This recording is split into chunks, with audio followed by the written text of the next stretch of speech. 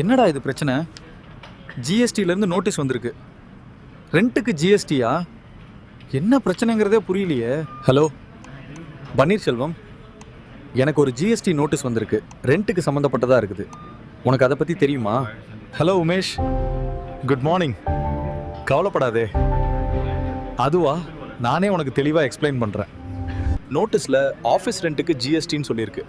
ஆனால் நான் எப்போவும் கேஷில் தான் ஆஃபீஸ் ரெண்ட் கொடுத்து வரேன். இதில் என்ன பிரச்சனைங்கிறது எனக்கு தெரியல. கடந்த 2024 அக்டோபர் மாதம் முதல் நியூ ஜிஎஸ்டி ப்ரொவிஷன்ஸ். நீங்க வியாபாரம் செய்யற பில்டிங் ஓனர் ஜிஎஸ்டியில் பதிவு செய்யாதவரா இருந்தாலும் ஆர்சிஎம் முறையில் நீங்க 18% வரியை கட்டிட்டு அதே வரி தொகையை இன்புட்டா எடுக்கலாம். உங்க வாடகை 10,000க்கு மேல் இருக்கும்போது அதை நீங்கள் கேஷை செலுத்தி இருந்தால் உங்களுடைய வருமான வரியில அதை செலவினமாக காட்ட முடியாது. எனக்கு இந்த மாதிரி ஒரு ரூல் இருக்குன்னு கூட தெரியாது. இதுல தான் பெரிய சிக்கல் இருக்கு போல. என் ஆடிட்டர் இதை முன்னாடியே என்கிட்ட சொல்லிட்டாரு. நாங்கள் ஆஃபீஸ் ரெண்ட்டுக்கு ஜிஎஸ்டி பேமெண்ட்டை பேங்க் வழியாக ப்ராப்பராக பண்ணிட்டோம். உன் ஆடிட்டர் உனக்கு சொல்லவே இல்லையா? அப்படியா? என் ஆடிட்டர் இதை பற்றி சொல்லவே இல்லையே.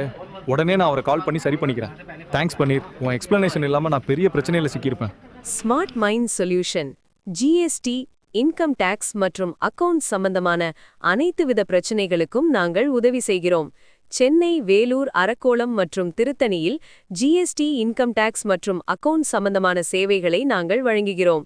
மேலும் தகவல்களுக்கு கீழே தெரியும் எண்களில் தொடர்பு கொள்ளவும்.